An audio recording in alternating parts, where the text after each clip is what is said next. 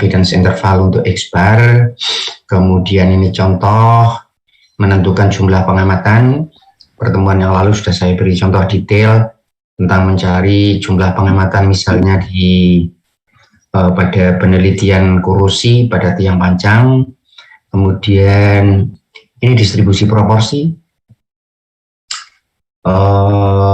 Mencari confidence intervalnya adalah dicari seperti ini confidence interval untuk proporsi, ini rumusnya. Ini adalah statistik, selalu begitu saudara, ini statistik, ini adalah Z atau T. Untuk proporsi ini kita menggunakan Z selalu karena jumlahnya harus banyak. Kemudian akar P pakai topi 1/P. Kemudian menentukan jumlah pengamatannya adalah rumusnya seperti ini. Baik. Silakan kalau ada yang ditanyakan. Nah, ini contoh saudara mahasiswa teknik mesin yang rajin berolahraga. Saudara mengamati sebanyak 50 kali dan ternyata yang dibutuhkan 81, berarti masih kurang. Perhatikan rumus ini saudara. Apa yang saudara lihat? Berapa harga P yang membuat harga N ini nilainya terbesar?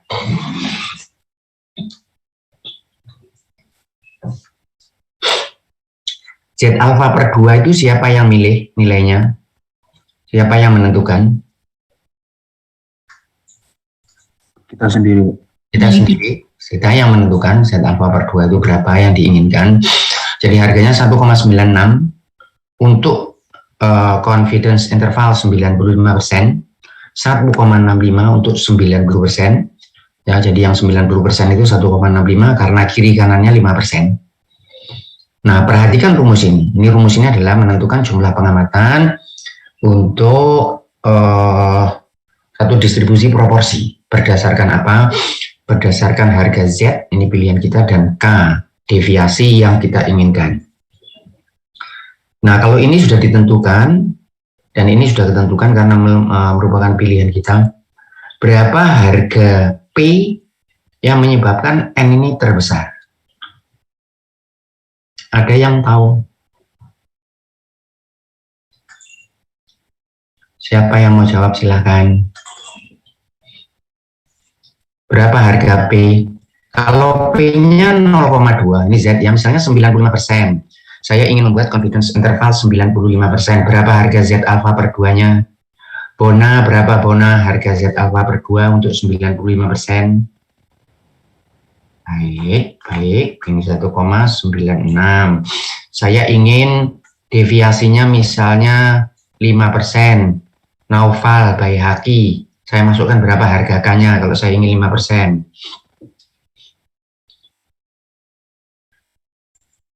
0,5, Pak. 0, jangan 0,5, 0,05. Oh, 0,05 ya.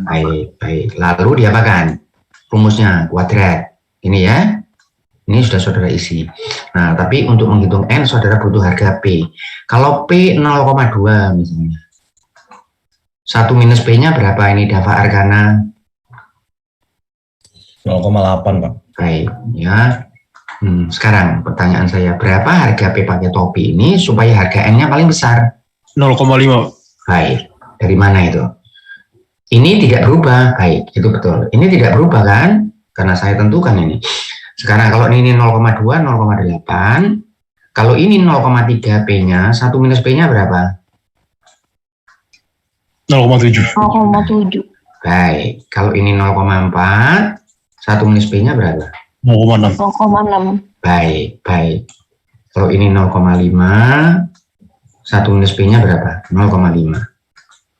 Kalau ini 0,6, 1 minus P-nya berapa? 0,4.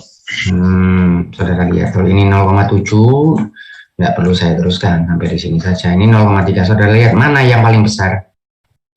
Perkalian ini 28, 16, 21, 24, 25, 24 lagi, 21, iya kan? Paham saudara? Sehingga yang paling besar itu ketika P-nya 0,5. Apa yang bisa saudara tangkap? Baik. Apa yang bisa ditangkap dari ini? Kalau gitu berapa jumlah pengamatan terbesar yang perlu saya lakukan? Andai kata saya tidak punya harga P. Karena P ini kan dicari dari mencoba. Betul saudara ya. P ini kan saya cari dari mencoba. Misalnya perokok, saya tanya apakah Anda perokok, saya dapat P. Kalau saya tidak punya harga P, berapa harga N yang terbesar, P-nya saya asumsikan berapa harganya? 0,5 Pak. 0,5 ya. Sehingga harga P terbesar, kalau saudara tidak punya data apapun, ya masukkan sini 0,5. Itu terbesar, tidak ada lagi yang lebih besar dari itu. Perhatikan rumus ini sering digunakan saudara. Yang saudara mungkin lihat pada saat pemilihan umum atau pemilihan daerah gitu di wali kota atau gubernur. Nah, mereka memperkirakan siapa nanti yang akan gitu ya. Kemudian ada lembaga statistik dan yang pokoknya serem lah pembicaraannya, tapi sebetulnya sangat-sangat sederhana saudara. Jadi yang dilakukan cuma seperti ini aja. Ya, saudara membuat ini confidence interval. Kemudian saudara mengatakan bahwa kandidat A kira-kira akan mendapatkan suara 42 sampai 46 dengan membuat ini. Berapa jumlah yang harus dilihat? Nah, kalau tidak ada informasi, ya masukkan saja ini K. Jadi misalnya sekarang ya, kalau saudara ini ingin 95% seperti ini, kemudian ketelitiannya adalah 5%, berapa jumlah pengamatan yang perlu saudara lakukan? Sebentar saya hitungkan di sini. 1,96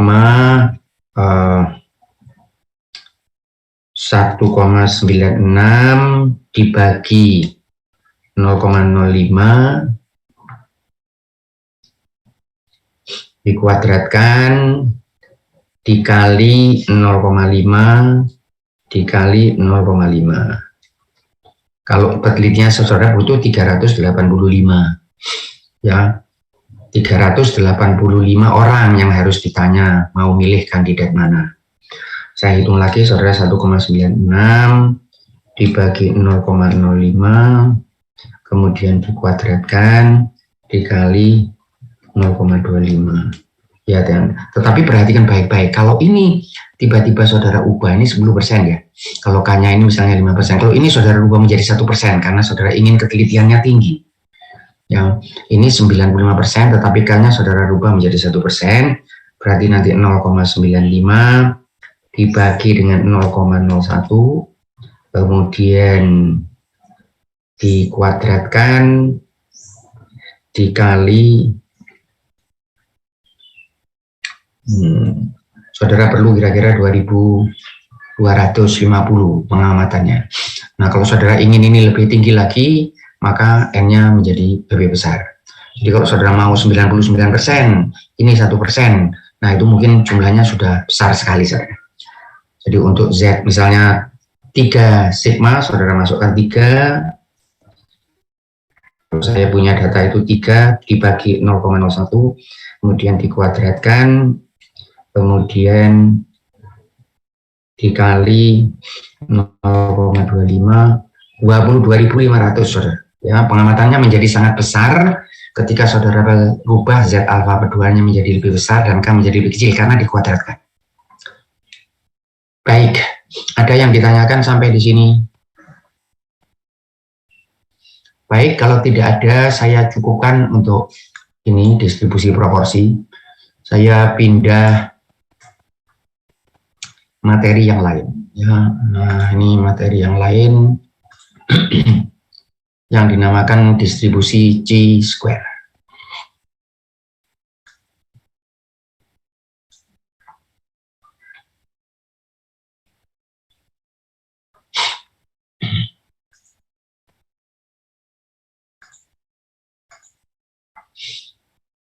Nah, sejauh ini biasanya yang kita bahas, kalau saya punya, saudara mendengar suara saya dengan baik ini?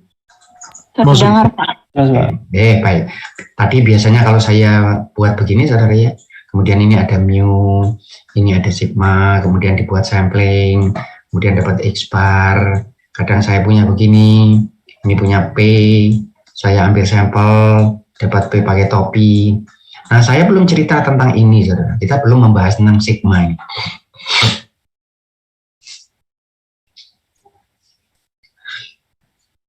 Bagaimana saya bisa memperkirakan sigma ini? Diperkirakan dari mana, saudara? Sigma ini diperkirakan dari sampel juga. Kalau saya memperkirakan mu, saya perkirakan dari X bar. Kalau saya memperkirakan sigma, saya perkirakan dari S. Karena ketika saya dapat data dari sampel ini, saya bisa memperoleh X bar dan standar deviasi S. S ini saya gunakan untuk estimate atau memperkirakan sigma. Baik. Ada yang ditanyakan sampai di sini. Jadi ini saya punya data, saya bisa melihat ini data X, populasinya ini punya rata-rata dan standar deviasi. Nah, kalau saya tidak punya data ini, tapi saya ingin memperkirakan berapa harga mu, saya ambil sampel, dari sampel dapat X bar dan S. X bar saya gunakan untuk memperkirakan mu, sudah kita bahas panjang dan lebar, kemudian S kita gunakan untuk memperkirakan sigma. Baik, paham saudara?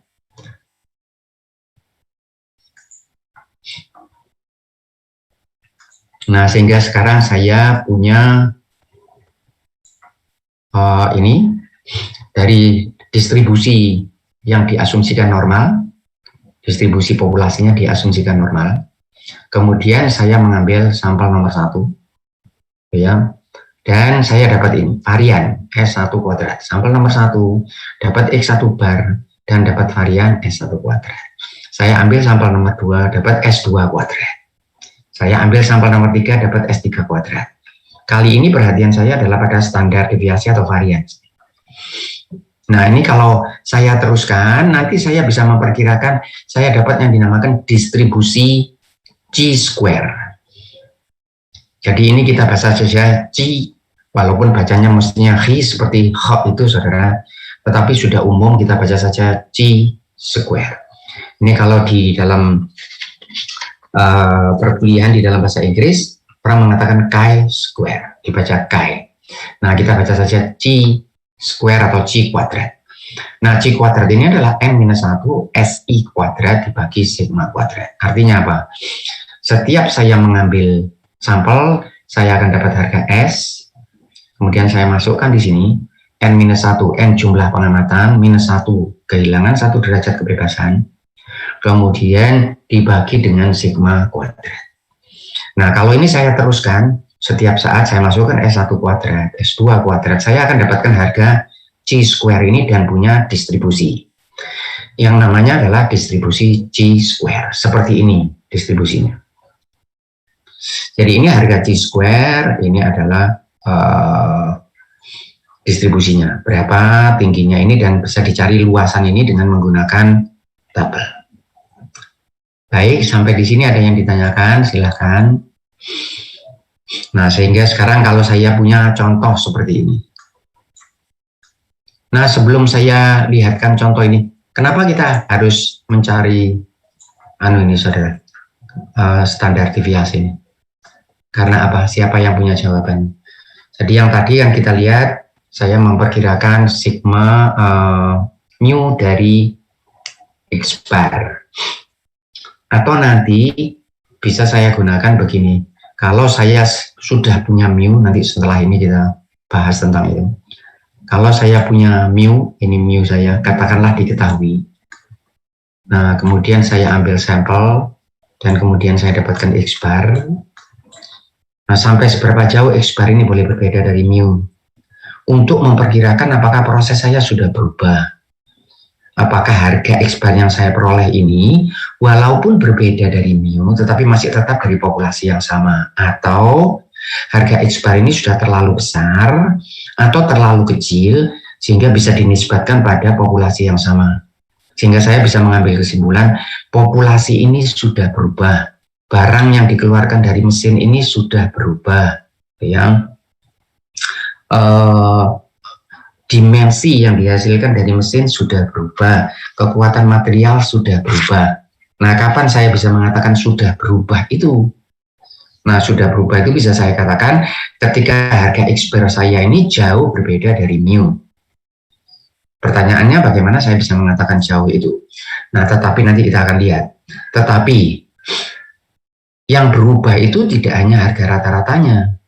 Karena kalau saya punya data seperti ini, saudara, ini yang paling gampang, ini datanya 222, kemudian datanya berubah menjadi 1, 2, 3. Apanya yang berubah dari dua data ini? Data A dan B ini apanya yang berubah? Apakah rata-ratanya berubah? Deviasi. Deviasi standar, rata-ratanya apakah berubah? Sama, rata-ratanya sama. Ini dua. Ya, rata-ratanya sama, yang berubah adalah standar deviasi. Kalau begitu, dari proses seperti ini yang saya kaji, itu saya perlu melihat apakah rata-rata berubah, apakah standar deviasi berubah, apakah rata-rata dan standar deviasi berubah. Ya, karena seringkali saya tidak bisa melihat perubahan itu karena rata-ratanya masih tetap. Gimana melukiskan itu, saudara? Gambarnya, kalau saya punya ini distribusi, anggap saja saya punya distribusi begini, kalau dia pindah ke sini, itu artinya apa yang berubah? Apanya? Rata-ratanya berubah. Ya, kalau dia di sini, kemudian dia berubah menjadi begini, apanya yang berubah? Standar deviasi. Standar deviasi atau varians. Menjadi lebih apa ini standar deviasinya yang B ini? Lebih besar. Jadi lebih besar, atau perubahannya bisa begini, menjadi lebih apa? Lebih kecil. Ya, atau tadinya begini, kemudian dia berubah menjadi begini. Apanya yang berubah ini? Mu dan sigma. Mu dan sigma, ya. Sehingga saya harus tahu proses saya ini berubah apanya. Karena perubahan mu dan perubahan sigma itu seringkali dipicu oleh faktor yang berbeda. Nah, yang paling sulit itu kalau terjadi perubahan pada standar deviasi. Nah, kalau perubahan harga rata-rata biasanya cuma masalah setting saja. Jadi setelan saja yang agak kurang bagus. Tapi kalau perubahannya itu pada sigma, nah ini perlu pengkajian lebih jauh. Karena yang berubah bisa materialnya, bisa mesinnya, bisa orangnya, bisa caranya, metodenya, dan sebagainya.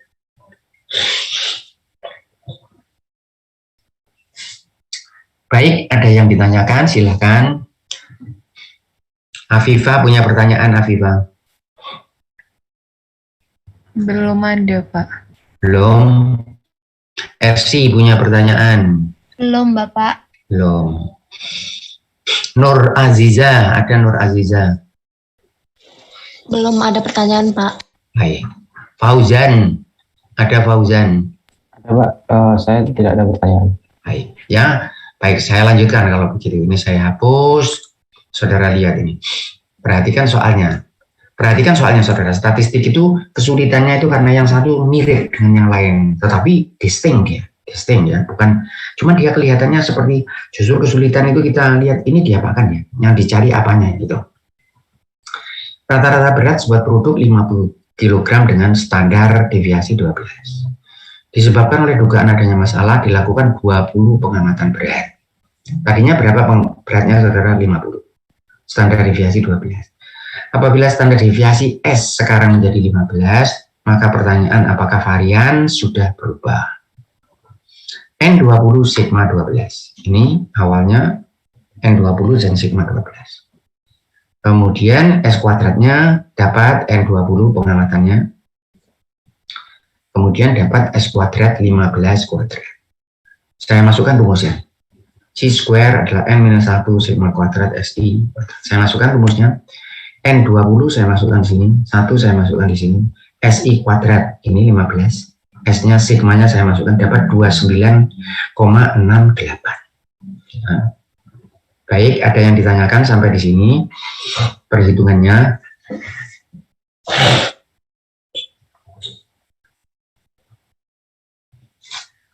Nah, kemudian saya cek di tabel tadi, di distribusi yang juga ada tabelnya. Jadi gambarnya begini. Nah, gambarnya begini. Harga C square yang 29,8 ini di mana? Gitu. Di mana letaknya? Ya, kalau saya pergi ke tabel tadi yang di atas, saudara lihat gambar seperti ini. Saya punya gambar C square ini. Ini harga C square-nya. Ini adalah probabilitasnya yang saya blok ini. Sehingga saudara punya harga C square 29,68. Saya ke tabel, saudara. Sebentar ya, tabelnya ini. Ini saya hapus. Nah, ini di buku saudara ada, di lelang blank ada, di semua buku ada. Tabel seperti ini. Saudara lihat tabelnya ini degree of freedom seperti T, ada degree of freedom. Kemudian ini probabilitasnya, saudara. Jadi berapa, saudara? Dari mulai 0,5%, 1%, 2,5%, 5%, 10%, 90, 95, 97,5 dan seterusnya. Itu yang baik. Saudara punya tabel seperti ini. Kemudian saudara cari harga C-square 29,68 tadi di mana? Sehingga berapa probabilitasnya ini? Berapa probabilitasnya ini? Saudara cari 29,68 pada derajat kebebasan 19. 19 ini adalah 20 minus 1. Nah, saudara lihat di sini, ini 10%, di sini 19, ini 27.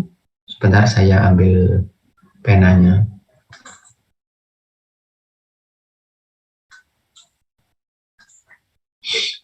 Ini saudara 19, tanyakan kalau tidak jelas. Kemudian ini 27 dan 30,144. Matriks ini adalah harga C-square. Ya, harga C-square-nya. Nah, berapa harga C-square hitungan kita tadi? Adalah 29,68. Ini hitungan dengan menggunakan rumus N-1 itu tadi. S kuadrat dibagi sigma kuadrat. Dapat 29. Saudara cari di sini. Ini derajat kebebasannya. Ini angkanya, saudara. 29,68 itu terletak antara 27 dan 30. Sehingga alfa ini, alfa atau daerah yang di blok ini, itu terletak antara 10% dan 5%.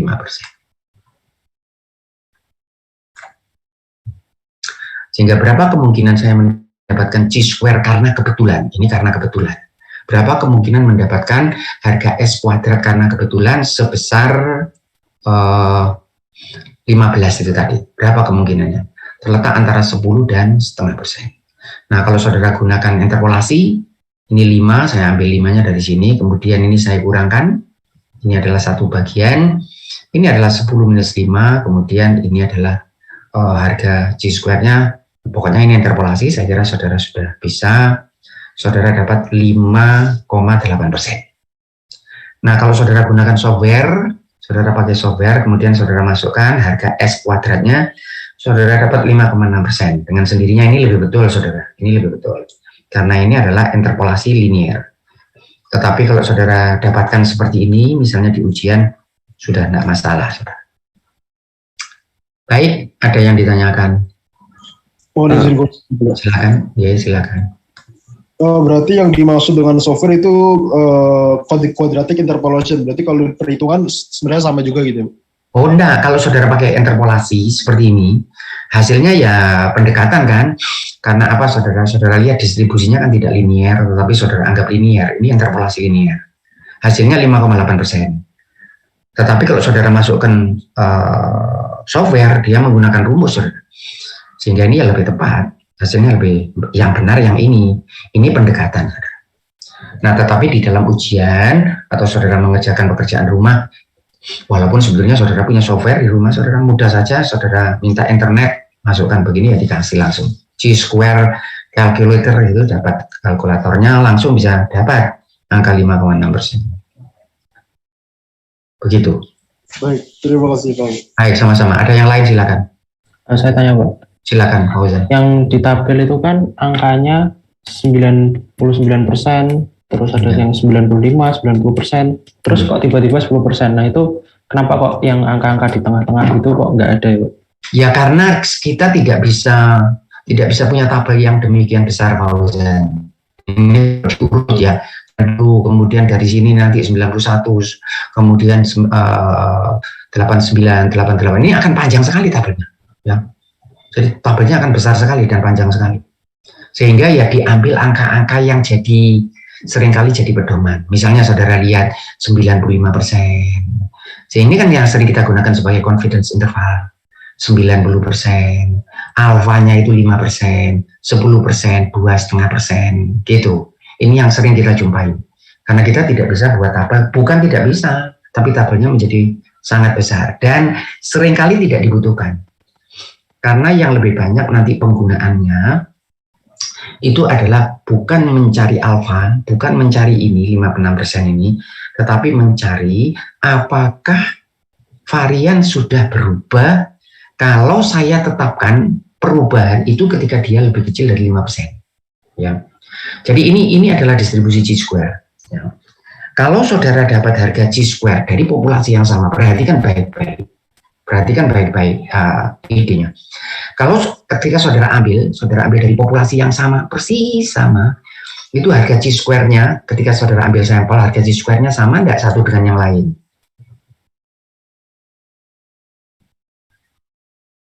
Siapa mau jawab? Silakan. Harga Chi-square-nya itu sama enggak satu dengan yang lain? Cahyani?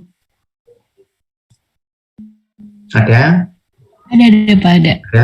Ada. Ini ya saya ambil. Ini saya punya mu, saya punya sigma. Nanti saya ambil sampel. Saudara mestinya sudah fase ini saudara, karena sudah saya ulang ratusan kali. Ini mu ada sigma. Kemudian saya ambil sampel. Dapat apa saya? Statistik apa yang diperoleh di sampel ini saya? Dapat X sama S. Baik, itu ya, jangan lupa X bar dan S. Ini kalau saya ambil lagi, X bar-nya sama atau tidak sama? Saya ambil sampel lagi. Sama atau tidak? Bisa beda, kemungkinan besar beda. S-nya sama atau tidak sama? Bisa beda juga. Bisa beda ya. Setiap saat saya mengambil sampel seperti ini, saya akan dapat S, betul ya? Setiap saat saya mengambil sampel, saya akan dapat S, betul? Betul. Betul. Kalau saya masukkan di sini, saya akan dapat apa? Ini N minus 1 S kuadrat dibagi sigma kuadrat. Saya akan dapat apa? Dapat harga Chi-square. Ya. Nanti saya ambil sampel nomor 2, saya dapat apa lagi? S yang baru. Chi-square lagi, tetapi tidak sama dengan yang lama. Itu di sini dia letaknya. Di sini, mengikuti distribusi Chi-square. Bisa nggak saya dapat di sini? Bisa nggak dapat di sini? Bisa, semua ini bisa. Dapat di sini boleh nggak? Terlalu besar. Dapat di sini boleh nggak? Nggak boleh. Ya, karena harganya nggak punya harga di bawah 0. Karena kuadrat. Nah seperti itu. Jadi selama dia ada, selalu begitu saudara. Cara tesnya selalu begitu. Yang saya ambil X bar juga begitu. Dapat X bar, ini X bar saudara. Dapat di sini boleh, selama di sini. Nah nanti saya tetapkan satu daerah tertentu. Nanti setelah ini kita bahas mendetail. Saya tetapkan satu daerah. Saya mengatakan begini. Kalau dia masih di sini, dia masih di sini. Saya katakan dia masih berasal dari populasi yang sama. Kalau dia sudah di sini, saya anggap dia sudah berubah. Nah, tetapi ini terlalu jauh. Kemudian nanti saya menetapkan harga. Kalau dia sudah sampai di sini, begitu. Saya tetapkan harga tertentu supaya saya jangan kehilangan informasi. Karena saya khawatir, jangan-jangan proses sudah berubah, saya anggap belum berubah. Nah, nanti kita akan lihat lebih detail itu. Nah, ini yang saya tentukan apanya ini? Saya tentukan alfa, satu daerah tertentu. Berapa alfanya ini? 5%, begitu. Saya tidak menentukan alfanya 3,5% atau 3,57%. Buat saya mempersulit ini. Saya tentukan 5%, ya 4%, mungkin begitu 1%.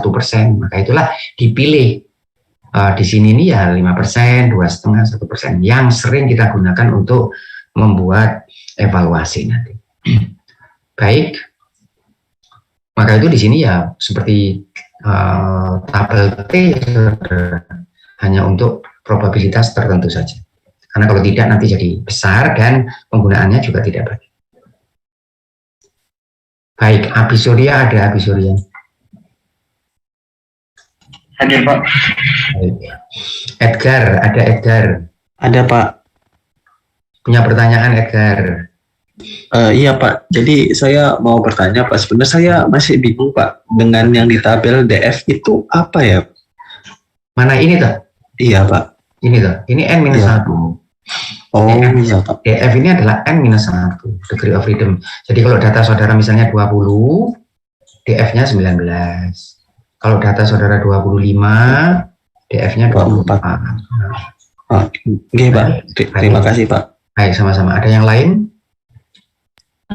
Izin bertanya sih masih agak bingung sih Pak kalau sama gambarnya ini. Kan kalau misalnya distribusi normal itu kan Gimana tadi? Sebentar, gimana tadi? Saya masih agak bingung sama penggambaran di tabel penggambaran ini ya. kurva distribusinya Pak. Soalnya kan kalau distribusi normal bisa kelihatan mana yang 50%, mana yang peluangnya 0,5 gitu Pak. Kalau ini saya masih nggak ngambang gitu Pak. Memang cahaya ini memang kalau yang ini nggak bisa. Karena ini bukan normal. Ini kan skew to the right ini, ya. Bukan normal ini.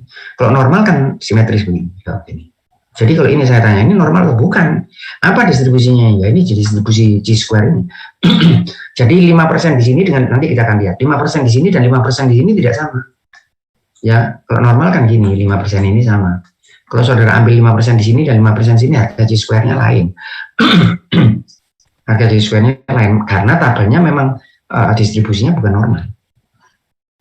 Gimana kalau saya lihat harganya? Ya ini kita gunakan tabel. Ini perhitungan dari distribusi G-square. Jadi tidak bisa kita pakai 50% kanan 50% kiri, tidak bisa.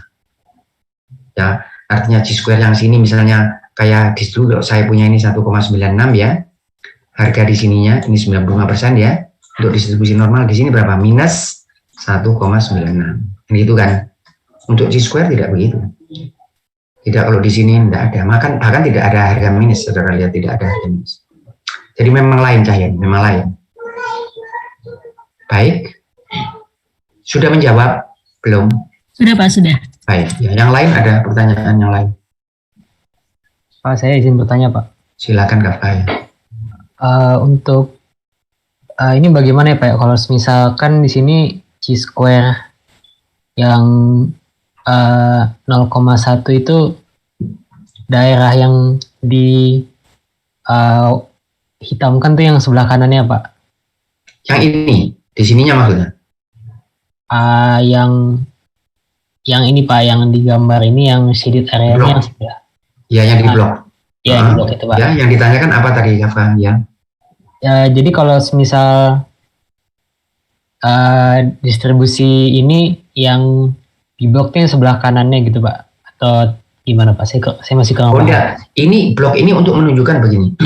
Jadi kalau misalnya derajat kebebasannya sekarang 20 ya, kemudian saudara punya G-square 7,434 ini, misal ya, ini derajat kebebasannya 20, G-square-nya 74, berapa probabilitasnya? 99,5, itu artinya dari sini ke sini. Selalu begitu. Yang di blok yang kanan ini, yang saya arsir ini yang besarnya 99,5%. Ya. Kalau saya ambil yang ini ya, yang 10%, ini berapa ini harganya? 28,412.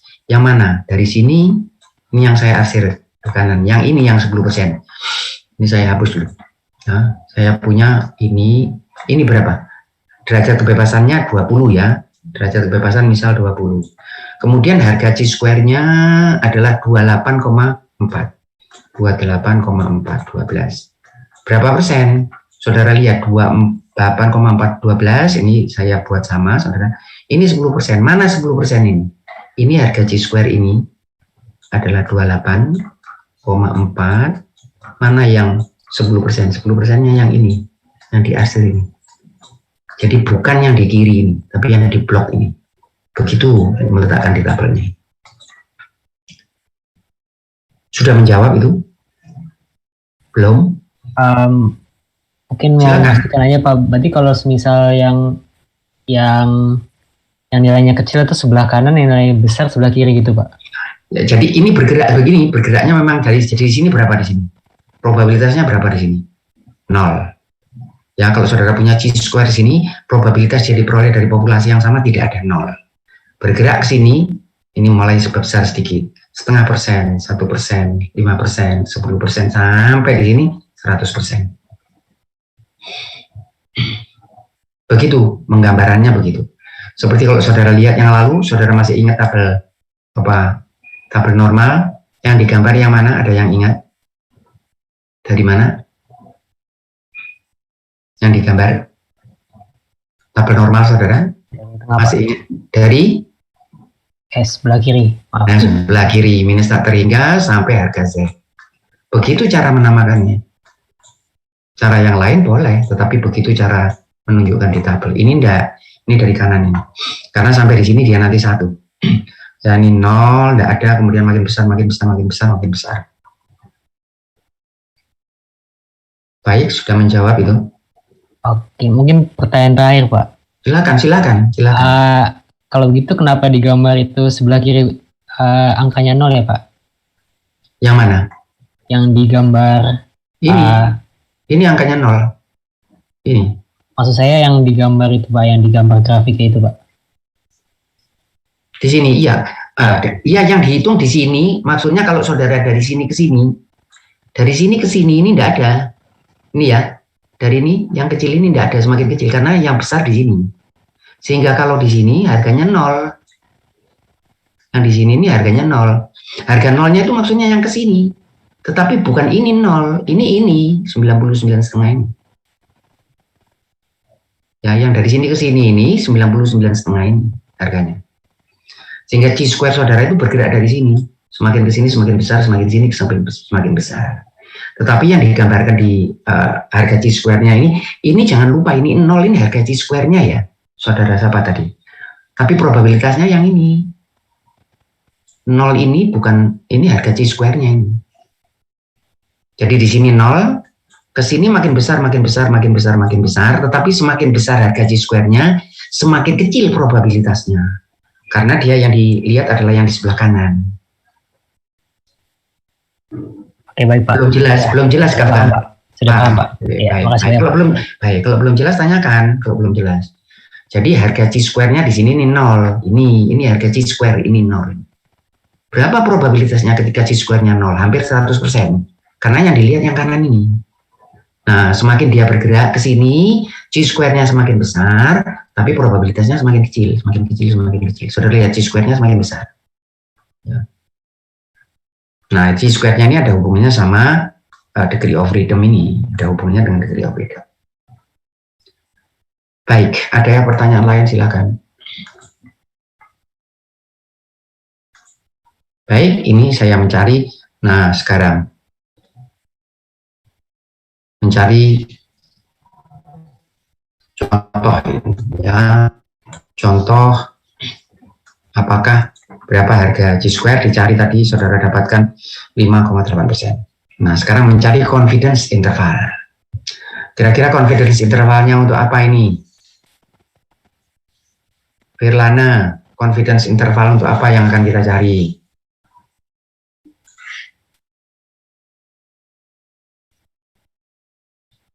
Tidak ada. Andika, ada Andika? Variance. Untuk variance, baik ya, untuk variance atau untuk standar deviasi. Bagaimana rumusnya? Nah, rumusnya seperti ini. Adalah ini sigma. Diperkirakan dari apa sigma ini? Ya, saya ulang lagi saudara. Walaupun ini sudah saya ulang sangat sering-sering kali, tapi biasanya saudara masih tidak ingat. Saya ulang lagi. Saudara ingin punya ini. Ini apa ini? Parameternya ada mu. Saudara perkirakan dari apa mu ini? Ambil sampel, diperkirakan dari apa? Mu diperkirakan dari apa? X bar. Diperkirakan dari X bar.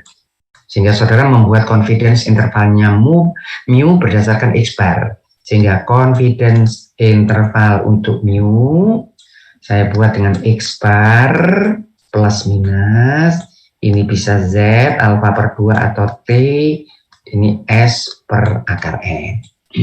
Jadi saya membuat confidence interval, estimate perkiraan harga mu dari harga X bar.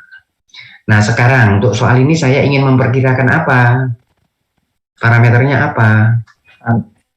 Sigma, baik. Saya perkirakan dari apa? Dari S. Dari S. Ini yang mau diperkirakan. Ya, kenapa rumusnya kok agak berbeda, Pak? Ya karena harga chi-square-nya ini tidak dari distribusi normal itu, jadi mesti dicari satu-satu. Harga sigma saudara itu adalah diperkirakan dari S. Ini S-nya saya masukkan di sini, kemudian ini sigmanya di sini. Jadi sigma probabilitas sigma 1 minus alfa, alfanya boleh 5%, 10%, 1%, terserah saudara. Itu adalah dicari dengan rumus ini. Sehingga 95% confidence interval. Maksudnya apa 95%? Tadi Kafka pertanyaannya, ini 95% itu yang di sini nih ya. Ini 95%. Ya. Yang saya arsir ini 95% karena saya ingin membuat confidence interval 95%. Tetapi harga X ini chi-square untuk upper, ini upper, chi-square lower ini tidak sama satu dengan yang lain. Bukan seperti distribusi normal yang satu adalah negatif dari yang lain. Nah, berarti ini berapa yang saya arsir sini? 2,5%. Yang ini berapa? Adi Wicaksono ini berapa? Adi Wicaksono yang ini? Iya, 2,5%, Pak. Baik, 2,5%. Jadi 2,5% sini, 2,5% sini. Sehingga yang di tengah ini 95%. Sehingga saya cari sekarang berapa harga chi square yang memberikan 2,5%. Ini untuk yang di sini. Berapa ini yang memberikan 2,5%? Berapa harga chi square yang memberikan 97,5%? Atau kalau saudara balik, ini 2,5%.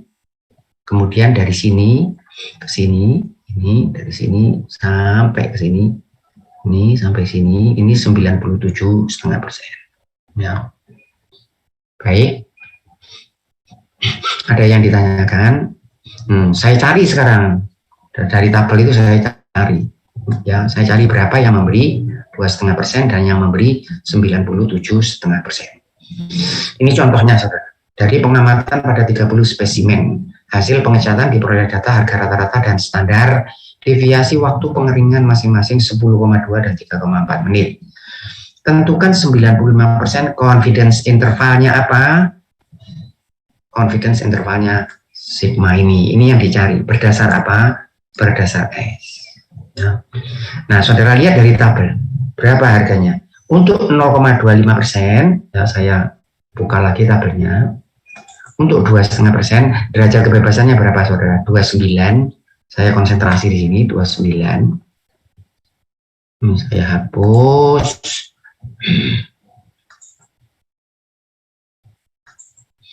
Saya punya 29. Ini, saudara, derajat kebebasannya 29. Kemudian yang 2,5% yang mana 2,5%? Saya cari 2,5%. Ini 2,5% di sini ada. 2,5% ini, saudara dapat data ini 45,722. Ya, kemudian yang 97,5%, saudara dapatkan 16,047. Ini 97,5 dari sini karena saya punya begini tadi. Ini saya cari, ini berapa tadi? 2,5%. Kemudian saya ingin ininya juga 2,5%. Berarti dari sini semua ini adalah 97,5%. Baik, paham saudara? Paham? Ini saudara masih mengikuti ini? Paham, Pak. Paham ya? Ginting mengikuti, Ginting. Iya. Baik, ya, saya punya angka ini 16, 0,47 dan 45. Ya. Nah, sekarang saya kembali dengan angka itu tadi. Saya punya angka 16, dan 45. Sekarang saya masukkan rumusnya. Gak terlalu sulit, saudara. Saya masukkan rumusnya. Saudara lihat, rumusnya adalah ini yang 2,5%, ini yang 97,5%. Tetapi ketika memasukkan rumusnya, itu saya ubah. Yang ini harganya 45, saudara masukkan yang bawah. Karena saudara menuliskan seperti ini, kan tidak, kalau pembaginya, nanti dulu saya tanya, kalau pembaginya semakin besar, harganya jadi semakin apa, saudara? Kalau ini pembagi semakin besar, harganya semakin apa? Kecil, Pak. Makin kecil ya. Saudara lihat cara menuliskannya ini kan sigma lebih kecil tetapi lebih besar. Kalau gitu harganya ini bagaimana relatif terhadap ini? Harus lebih apa ini? Yang di sini relatif lebih kecil ya. Sehingga yang saya masukkan ini 0,25 harganya 4572. Kemudian yang 16 saudara masukkan 0,975 harganya mana tadi 16. Saya masukkan di sini dapat ini, saudara. Hati-hati ya, ini untuk varian. Ini sigma yang di akar. Kalau saudara masih masukkan begini, ini belum di akar. Sehingga variasinya berkisar 7,33 sampai 20,89. Nah, kalau setelah di akar, saudara dapatkan 2,71 sampai 4,57. Gimana ini menyatakan ini? Gimana ini? Siapa yang akan menyatakan ini? Hilmi, ada Hilmi? Ya, ada, Pak. Ada Hilmi. Hilmi, coba saudara lihat ini. Gimana saudara menyatakan ini? Ini 2,71 sampai 4,57 gimana? Saya yakin. Saya yakin Dengan tingkat keyakinan berapa? dengan tingkat keyakinan 95% bahwa Bahwasanya apa ini? Nilai apa ini? nilai standar deviasi dari populasi berkisar dari Baik. Antara 0,71 sampai 4,57. kalau standar deviasinya diasumsikan 3 itu boleh make sense 3. Make sense, Pak? Baik, kalau 5 Enggak, Pak. Enggak masuk interval. kalau misalnya 1,5 Enggak juga, Pak. ya juga ya. Jadi kalau tadi misalnya tadi itu sigmanya itu 5. Tadi itu sigmanya 5. Ya awalnya andai kata saudara dapat informasi. Kemudian saudara tes dan dapat program ini. Bagaimana, apakah populasi sudah berubah? Ya, dalam perspektif sigma apakah populasi sudah berubah? Tadinya sigmanya berapa tadi saya katakan? Sigmanya 5. Ya, sejauh ini diketahui sigma sama dengan 5. Kemudian saudara mencurigai, jangan-jangan ini proses sudah berubah ya yang terkait dengan sigma. Kemudian saudara ambil sampel, saudara lakukan seperti ini dan dapat ini interval. Ini proses sudah berubah atau belum berubah, Arsi? Iya, Pak. Proses sudah berubah atau belum berubah? Ya, tadinya sigmanya sama dengan 5. Sejauh ini diketahui sigma sama dengan 5. Baik. Kemudian saudara khawatir, jangan-jangan sudah berubah ini sigmanya. Kemudian saudara mengambil sampel dan dapat S. Kemudian saudara lakukan seperti ini dan dapat interval ini. Apa kesimpulan saya? Apakah sigma sudah berubah? Sudah berubah, Pak. Dari mana tahu? Itu sudah tidak masuk di dalam interval. Baik, itu ya. Nah, tetapi kalau saudara dapat begini, dan tadi sigmanya itu 4. Setelah saudara tes, ternyata di sini. Oh, berarti ya masih lah. Berarti proses masih belum berubah dengan parameter yang terkait sigma ini. Baik, ada yang ditanyakan. Nah, ini kalau di buku saudara baca chapter sebelumnya saudara ya. Memang sengaja saya lampaui karena supaya sedikit lebih cepat. Tetapi ada pembahasan khusus tentang chi-square ini di chapter yang depan-depan. Jadi binomial, kemudian sebelumnya itu. Setelah binomial, Poisson, kemudian ada discrete.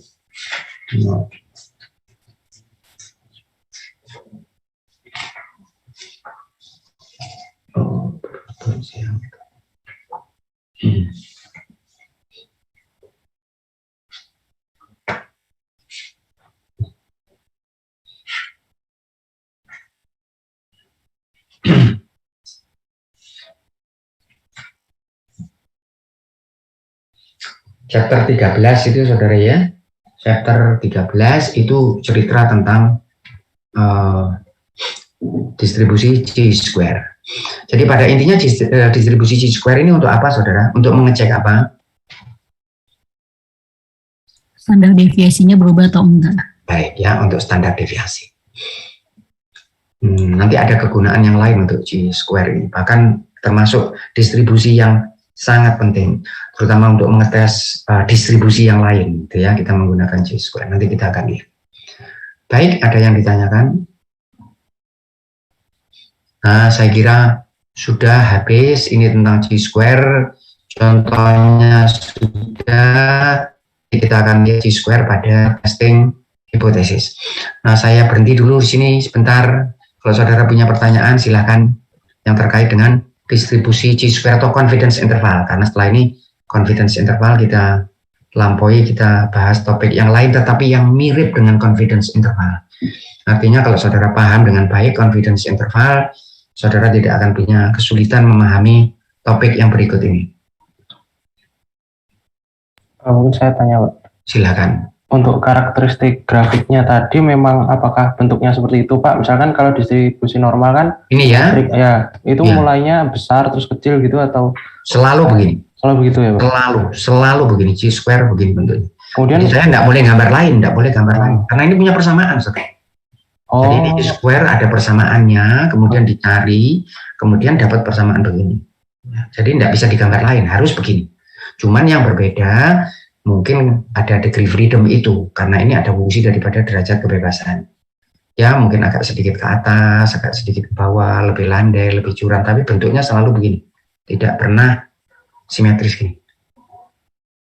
Oh baik Pak. Terus kemudian yang tadi yang 95% itu berarti kalau dilihat di grafisnya nilai 4 itu ya. Misalkan kan tadi kan kita nyebutnya nilai angkanya 4 ya Pak.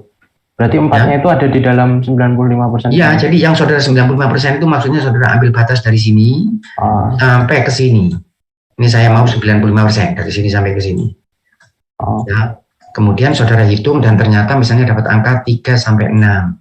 Artinya apa? Bahwa saudara yakin standar deviasi saudara itu di sini. Berapa angkanya? Ya saya tidak tahu pastinya, tapi di sini. Saudara yakin. Bisa nggak dia dapat di sini? Mungkin saja, gitu ya. Nah, sehingga nanti ini terutama digunakan untuk mengetes. Jadi kalau tadinya misalnya 4, kemudian saudara tes ternyata confidence interval di sini. Kesimpulan saudara apakah proses sudah berubah? Belum kan? Karena dia masih di sini. Tetapi kalau tadinya 4, ternyata setelah saudara tes, saudara dapat misalnya 1 sampai 3. Ini confidence intervalnya. Tadinya 4, berarti sudah berubah. Karena tidak ada 4 di sini. Selama 4 itu masih ada, di sini berarti proses belum berubah. Dengan tingkat keyakinan 95%. Saudara bisa ubah tingkat keyakinannya itu. Oke baik Pak. Mungkin mohon maaf ya Pak kalau banyak tanya saya. Bukan mohon maaf, saya malah senang kalau saudara itu saya yang sedih saudara.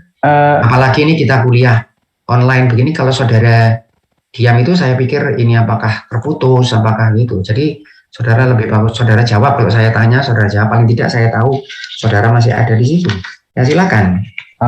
Kemudian yang tadi pertanyaannya siapa tadi, salah satu teman kita di kelas, pertanyaannya kan apakah selalu mulai dari 0. Nah itu berakhirnya di mana ya Pak itu untuk nilai grafiknya ini? Ini berakhir, kalau dari persamaannya ini berakhir terus, yang sampai tak terhingga kalau dari persamaannya.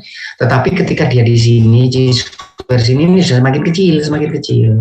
Ini semakin kecil, mendekati 0, mendekati 0. Sehingga dia dianggap 5% di sini, maka itu kita akan menggunakan pedoman nanti apakah 1%, 5%. Persamaannya ini terus, ini asymptotik ini, terus. Seperti ini saudara. Distribusi normal ini. Ini kan terus, ini kan sampai tak terhingga maksudnya. Ini sampai minus tak terhingga. Tetapi batasnya sudah di hampir 100% ketika dia mendekati harga C-square yang ditampilkan di tabel. Nah, tabelnya tidak bisa dikatakan berapa C-square-nya. Karena apa? Siapa punya jawaban? Saya bisa mengatakan bahwa batas ini 3. Saya bisa mengatakan itu. Di sini saya tidak bisa. Karena apa? Karena dia berubah-ubah sebagai fungsi apa? Sebagai fungsi dari N ini. Degree freedom-nya ini setiap saat dia berubah. Maka itu berapa ini batasnya? Tidak bisa, harus dilihat di tabel. Setiap saat berubah. Ya kalau saya tampilkan tabelnya lain, tabelnya lagi, gini ya. Ini saudara punya tabel seperti ini. Saudara lihat ini batasnya. Ini yang 0,5%, yang sedikit ya. Ini 0,5%. Saudara lihat ini berapa harganya? 25. Ya, ini yang 25 berapa harganya? 40. Ini berubah terus. Untuk sama-sama probabilitas yang sama tapi harganya berubah, bukan seperti yang distribusi normal 3 itu, ini berubah terus sebagai fungsi daripada degree of freedom. Baik, silakan kalau masih ada yang lain silakan. Biasanya mahasiswa tidak mau tanya, tetapi nanti kalau ujian sulit.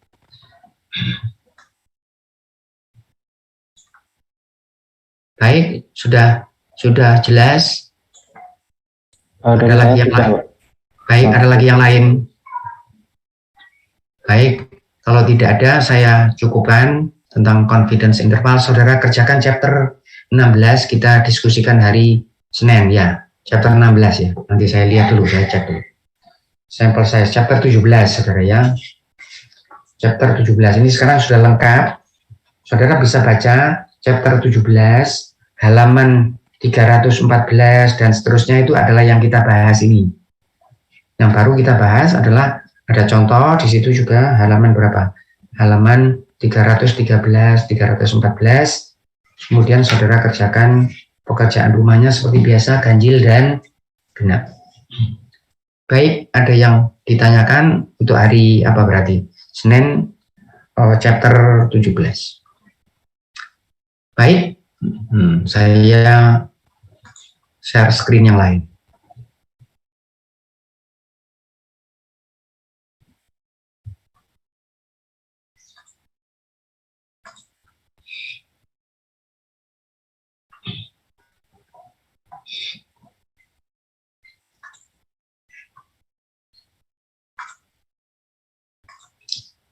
Saudara sudah melihat slide-nya? Sudah, Bu. Sudah ya? Nah, ini ikuti baik-baik, saudara. Ikuti baik-baik. Pelan-pelan saja, kalau tidak jelas, tanyakan. Ini judulnya adalah hipotesis tes atau testing hipotesis atau hypothesis test, ya, tes hipotesa. Nah, gimana ini filosofinya ini?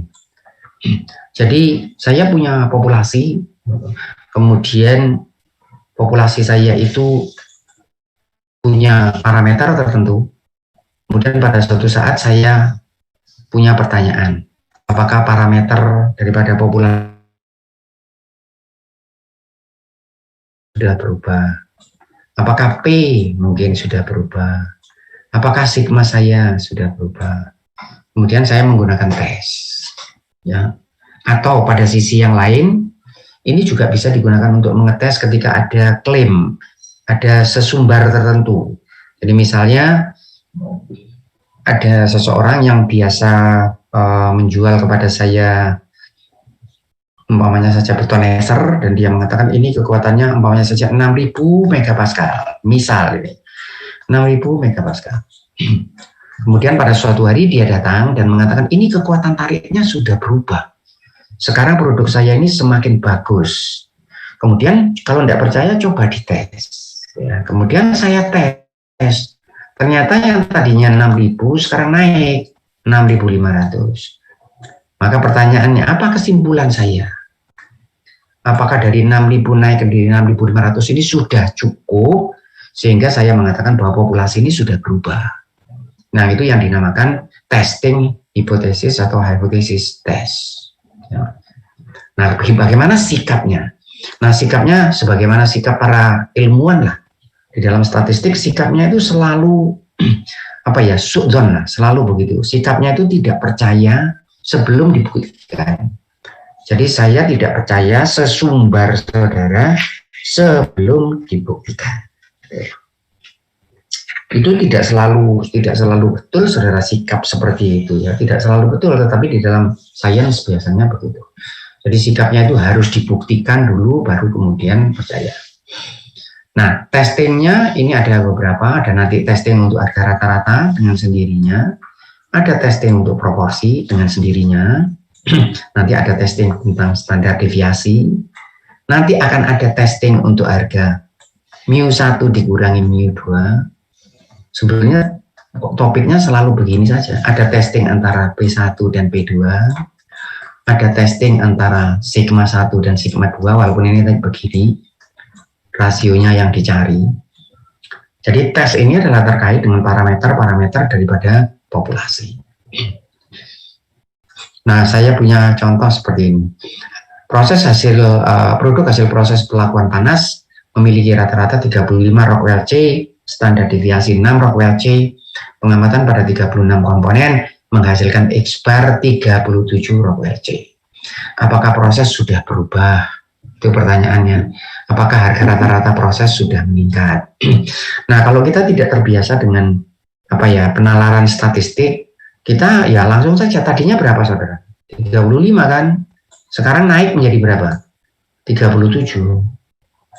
Nah, kalau misalnya ditanya, loh, tes untuk apa? Orang sudah jelas begini. Apa jawaban saudara? Tes untuk apa? Tes sudah jelas, gini loh naik. Untuk apa dites? Apa jawabannya? Harvin, ada Harvin. Iya, Pak. Harvin, apa jawabannya Harvin? Saya ulang lagi pertanyaannya. Ini tadinya kan 35. Kemudian saya tes, saya ambil sampel, kemudian saya tes dan saya dapat 37. Dan ini betul ya, ini betul, semuanya ini betul, caranya semuanya betul, pokoknya tidak ada tidak ada sesuatu kecurangan apapun, sudah betul ini. Nah, kemudian saya mengatakan bahwa nanti dulu ini harus dites ini. data ini harus dites, bukan materialnya ya, materialnya sudah dites, dapat ini. Data ini harus dites. Kemudian orangnya mengatakan begini, untuk apa dites? Kan sudah jelas, tadi 35, sejauh ini 35. Kemudian sekarang kita mengadakan tes dan dapat 37, kan berarti naik. Harvin punya jawaban apa? Enggak, tetap harus dites. Kemudian yang penjual tanya, kenapa harus dites? Jawabannya apa? Mungkin untuk menanggapi sikap saya yang tadi Pak, jadi harus benar-benar dibuktikan gitu kalau itu benar-benar naik. Ya, tapi ini naik, sudah dibuktikan ini Harvin ini naik. Tapi saudara mengatakan apa? Ya, memang saya tahu ini naik, namun apa? Valid Pak. Iya, bagaimana untuk melihat apa? Kenapa kok saya harus ngetes? Siapa yang punya jawaban? Kenapa kok harus dites lagi? Karena saya khawatir apa? Mungkin Pak. Tingkat keyakinan, ini saya belum buat confidence interval. Saya boleh buat confidence interval dari ini, boleh. Ya, saya buat confidence interval dari ini, boleh. Untuk menentukan apakah 35 berada di situ. Ya, sehingga kalau 35 berada di situ, saya mengatakan, oh enggak, ini masih, jadi bukan aku yang dulu lagi, aku masih tetap seperti yang dulu, saudara. Itu tesnya. Sehingga saya bisa mengatakan gini kepada penjual, memang ini sebetulnya 37, tapi sebenarnya, sesungguhnya in reality gitu ya pada hakikatnya ini sebetulnya proses kamu ini masih tetap yang dulu. Nah kemudian dia tanya, bagaimana Bapak tahu padahal ini naik? Apa jawaban saya? Berarti ada fungsi waktu yang merubah nilai itu. Oh enggak ada yang begitu, maksudnya ini betul sudah, ini betul, data ini betul, tidak ada faktor kecurangan, enggak, datanya betul. Jadi ini proses saya biasanya 35 Rockwell C, kemudian saya ambil sampel dengan 36 komponen dapat 37. Kemudian disimpulkan kalau begitu berarti kekerasan sudah naik. Nah, kemudian saudara yang terbiasa dengan penalaran statistik mengatakan, oh nanti dulu, ini harus dites. Nah pertanyaan saya, kenapa kok harus dites? Karena apa? Siapa yang punya jawaban? Ini tadi berapa? Populasinya berapa, saudara? 35 ya? Sejauh ini diketahui, andai kata diketahui. Kemudian saudara mengambil sampel, dapat 37. Bisa enggak saudara simpulkan bahwa populasinya ini 37? Belum Mbak. Tidak, Pak. Tidak. Karena apa? Karena saudara masih bekerja dengan sampel. Ini bukan populasi, ini sampel yang menunjukkan 37. Sehingga sampel 37 ini bisa enggak berasal dari populasi yang rata-ratanya 35? Bisa enggak?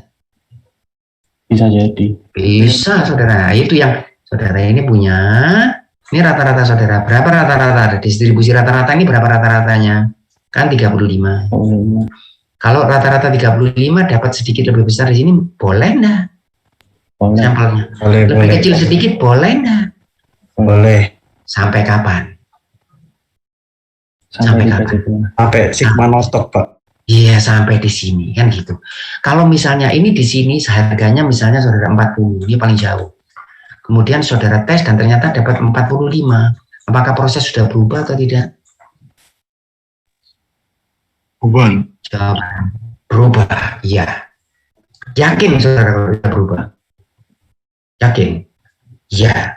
Karena apa? Karena dapat 45 dari suatu proses yang berdistribusi normal rata-rata 35 ini tidak mungkin. Dapat ini tidak mungkin. Ya.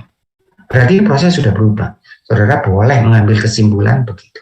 Tetapi selama dia masih sini, saudara masih di sini. Dan sebaliknya saudara, ini tidak hanya lebih besar. Dapat X-bar misalnya sama dengan 33. Nah, kemudian pembeli jadi marah-marah. Wah ini berarti prosesnya sudah semakin jelek ini ya. Tadinya 35, sekarang kok jadi turun ini. Boleh disimpulkan itu, apakah boleh? Enggak. Enggak boleh, Atau Pak. tidak boleh? Tidak boleh. Tidak boleh. Kalau begitu saya butuh namanya tes ini. Mengetes apa? Hipotesis. Bagaimana tesnya? Ini ya, kalau dia dari distribusi normal. Gimana tadi saya katakan? Ini harga rata-ratanya. Kalau jatuh di sini, apakah sudah berubah atau belum? Belum. Wah, belum. Karena apa? Wajar enggak dari suatu data yang berdistribusi normal dapat X bar di sini ini wajar atau enggak? Sangat wajar. Anggap wajar. Yang wajar itu di mana? Ya pokoknya mengikuti ini masih wajar. Di luar ini baru tidak wajar. Selama dia masih mengikuti ini, itu dianggap wajar. Nah, kalau begitu saya tetapkan, saudara. Ini langkahnya. Biasanya langkahnya ini ya sudah begini dan begini dan begini 1, 2. Saudara pelajari di buku yang dituliskan di sana pasti lebih sistematis. Ya karena buku begitu. Yang pertama kali saudara menetapkan hipotesa 0 atau hipotesa original. Hipotesa 0 ini mengatakan konsepnya adalah skeptis, ya, pesimis, skeptis, status quo, begitu konsepnya. Artinya apa? Saya tidak akan berubah sebelum ada data yang menjamin bahwa memang terjadi perubahan. Sehingga kalau dikatakan ini rata-ratanya berubah, jawaban saudara apa? Enggak. Rata-rata masih seperti yang dulu. Ya, sehingga aku masih seperti yang dulu lagi. Ini hipotesa 0. Sehingga kalau misalnya ini 35, hipotesa 0 mengatakan mu saudara berapa? Mu saudara berapa? 35. 35. Masih seperti yang dulu. Saya tidak mau berubah dari ini. Selalu sikapnya begitu. Kemudian ada hipotesa 1 atau yang dinamakan hipotesa alternatif. Hipotesa alternatif adalah mu-nya sudah berubah. Menjadi apa, saudara? Nah, saudara lihat datanya.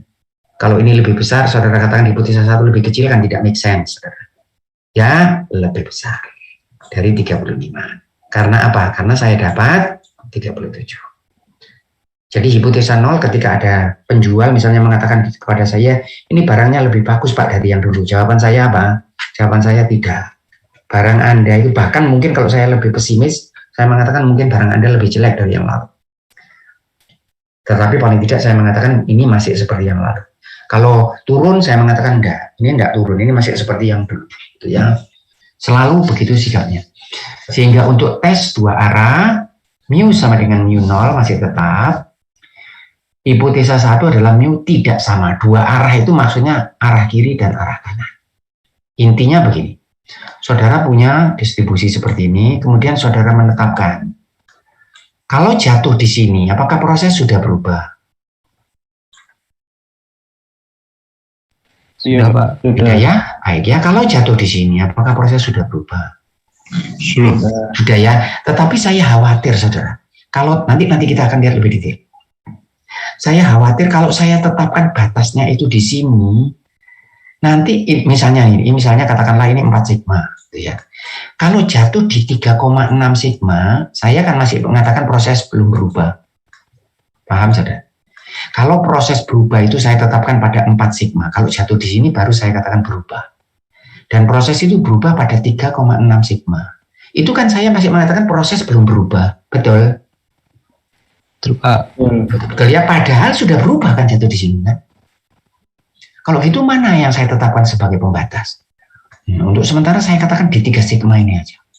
Lebih besar dari 3 sigma, saya anggap proses sudah berubah. Tetapi selama dalam batas minus 3 sigma sampai 3 sigma, saya anggap proses masih seperti sedia kala. Tapi kadang-kadang saya khawatir, saudara. Khawatirnya apa? Jangan-jangan karena bisa saja proses ini sudah berubah, tetapi dia jatuh di sini kan bisa saja. Ini rata-ratanya sudah berubah, saudara. Tapi kan bisa saya dapat ini. Bisa atau tidak? Ini ya, ini rata-rata sudah berubah. Saya gambarkan yang baru proses saya ini. Begini ya. No. Saya kan bisa dapat ini. Pada saat itu saya mengatakan proses sudah berubah atau belum? Saya katakan belum, karena saya tidak tahu. Karena perhatikan saudara ya, perubahan harga rata-rata ini saya tidak bisa lihat, tidak bisa lihat. Saya hanya bisa melihatnya itu dari sampel. Nah kalau begitu saya tetapkan saja satu daerah tertentu. Ya. Nanti kita akan bahas lebih detail saudara tentang menetapkan daerah tertentu itu. Jadi gini, ceritanya itu begini. Jadi kalau saya punya ini satu distribusi normal begini, saya menetapkan satu daerah tertentu. Saya tetapkan ini. Ini saya namakan alfa. Ya, sepertinya yang saudara punya confidence interval. Alfa ini menamakan level of significance. Perhatikan pakai S di belakangnya ya. Karena saudara punya significant NT di belakangnya dan punya significance CE di belakangnya. Kalau yang ini bacanya significant, bacanya begitu saudara ya, significant berakhir dengan T. Kalau saudara mengucapkan bahasa asing, apakah itu bahasa Inggris atau bahasa Perancis atau bahasa Jerman atau bahasa Indonesia, bahasa Jawa, bahasa Madura, bahasa Arab, pronunsiasinya harus bagus.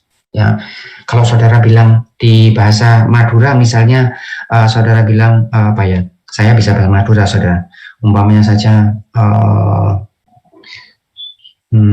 misalnya saja ada itu saudara yang dibuat teka-teki kalau di dalam bahasa Madura itu beda-bedanya beda yang gitu ya, saudara sulit mengucapkan itu. Jadi misalnya rumah itu ebungko itu bungko nengko itu rumah saya. Bilangnya mesti begitu bahasanya. Harus artikulasi, pronunsiasi yang baik. Gitu. Nah ini kalau bahasa Inggris, kalau NT begini significant seperti bunyi t di belakangnya. Kalau yang ini significance seperti bunyi S. Yang ini noun saudara, yang ini noun. Saya kira saudara tahu, cuman perlu saya tekankan. Karena kalau tidak nanti saudara buat kesalahan, dan kalau kesalahan itu saudara buat di kelas, tidak jadi masalah. Ya, tetapi saya tidak ingin saudara buat kesalahan ketika nanti saudara di industri dan yang lain-lain, karena mungkin saudara akan bertemu dengan orang-orang yang memberi perhatian. Saudara mengatakan begini, ini kan hal-hal kecil saudara, ya, tapi tidak kecil saudara. Kalau saudara salah di sini sayang-sayang. Ya. Nah, kalau saudara ragu, saudara cek bagaimana mengucapkannya dengan software, karena sekarang ini sangat mudah. Jadi ini level of significance, bunyi S, karena ini noun. Gimana saya tentukan level of significance ini? Ini alpha ini. Bisa saya tentukan dua arah, artinya apa? Kalau masuk di sini, harga X bar saya jatuh di sini, saya menolak hipotesa 0, atau jatuh di sini, saya menolak hipotesa 0. Atau satu arah. Yang satu arah ini cuma ke kanan atau ke kiri. Jadi kalau yang dua arah, ya alfanya dibagi dua, ini alfa per 2, ini alfa per 2. Kalau yang satu arah, bisa ke kanan, bisa ke kiri. Jadi dia di sini saja, begini, atau dia di kiri saja, seperti ini.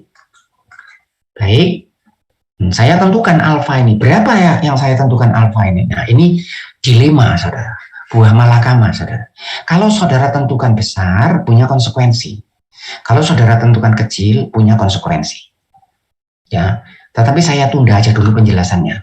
Saya lihat tesnya ini aja dulu, sehingga saudara bisa menangkap dengan baik. Nanti kita bahas ini. Berapa alfa saya ini sebaiknya? Ini konsekuensi, saudara. Kalau saudara tanya berapa, pada umumnya orang akan sering mengatakan 5% itu boleh dicoba. Tetapi tidak ada jaminan itu. Karena bisa saja saudara membuat, apa ya, bisa terjebak di dalam kesalahan. Karena salah menentukan alfa.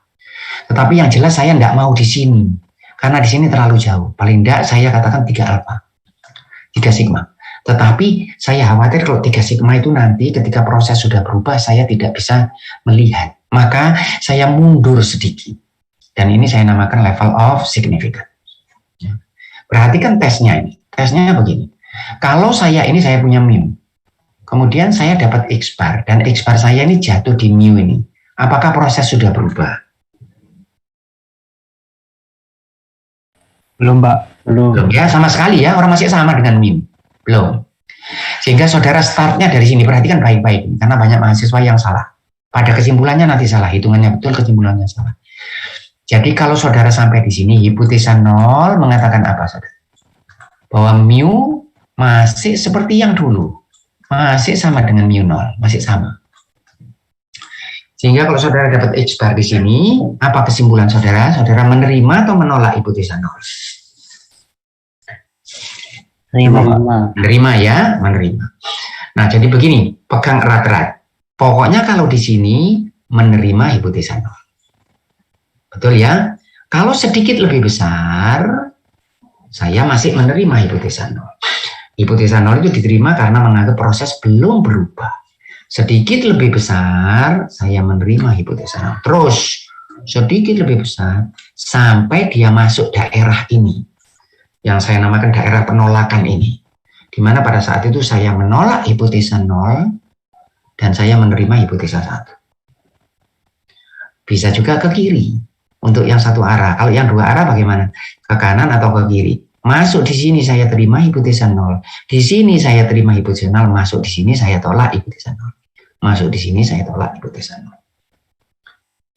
Baik. Tanyakan kalau tidak jelas. Tanyakan.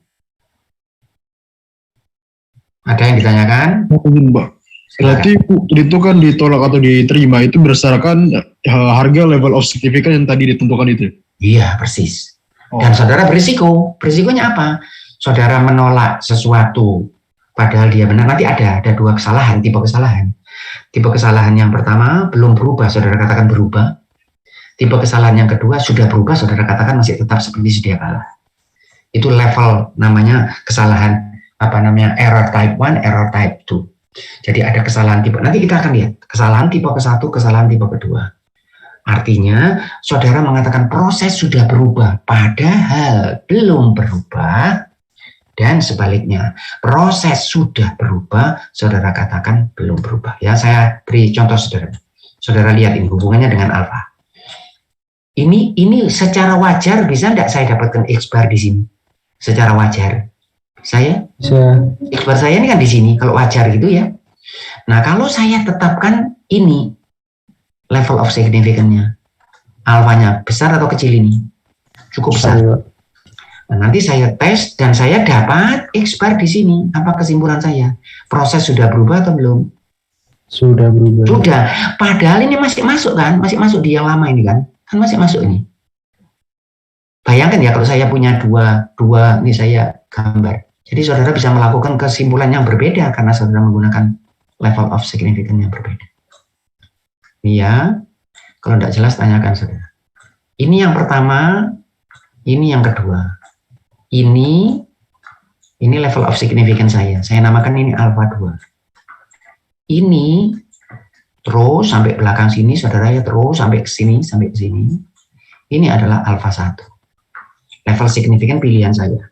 Alpha 1 lebih apa dari alpha 2? Besar. Lebih besar. Nah, saudara tes X bar saya, saudara jatuh di sini. Saudara menerima atau menolak hipotesa 0? Menolak. Nah, nanti dulu. Saudara menolak atau menerima hipotesa 0? Gimana jawabannya? Nanti saya ulang lagi. Kalau di sini menerima atau menolak hipotesa 0? Menerima. Kalau sedikit lebih besar? Masih. Kalau masuk di sini? Menerima, Pak. Menerima sesuai dengan apa? Alpha 1 atau alpha 2? Alpha 2. Kalau alpha 1 gimana jatuh di sini? Tertolak. Menolak, karena dia masuk daerah penolakan. Sehingga saudara menolak hipotesa 0 itu terkait dengan milih alpha 1, alpha 2. Nah, kalau saudara gunakan alfa yang besar, ini masih wajar, tapi saudara anggap berubah. Sementara jatuh di sini, saudara. Kalau saudara menggunakan alfa 2, masih belum ditolak, padahal dia sudah jauh. Ya, maka itu saya punya resiko untuk menetapkan alfa 1 dan alfa 2. Baik, ada pertanyaan lain? Saya mau bertanya, Pak. Silakan. Untuk hipotesa 0 itu berarti selama masih di daerah yang diterima ya, Pak? Ya, ini hipotesa 0 dia diterima. Di sini ketika harga X bar saudara, ini rata-rata ya berbicara tentang X bar ya. Ketika harga X bar saudara sama dengan mu, ya pasti saja diterima saudara. Artinya masih tetap seperti dia kala. Hipotesa 0 itu hipotesa yang mengatakan bahwa proses belum berubah, masih seperti dulu. Sehingga ketika harga X bar saya sama dengan mu, saya akan menerima hipotesa 0. Maka itu saya ulang lagi, saudara buat ini sebagai pedoman. Ketika di sini X bar-nya di tengah, di sini persis harga rata-rata, hipotesa 0 diterima. Sedikit lebih besar masih diterima sampai masuk daerah penolakan. Atau kalau ke kiri, di sini diterima sampai masuk daerah level of significance, sampai daerah penolakan. Begitu. Silakan. Saya mungkin mau bertanya, Pak, untuk yang hipotesa 1 itu kan kalau semisal mu tidak sama dengan mu 0, Pak. Iya. Itu berarti kalau semisal mu-nya itu di daerah penolakan gitu, Pak.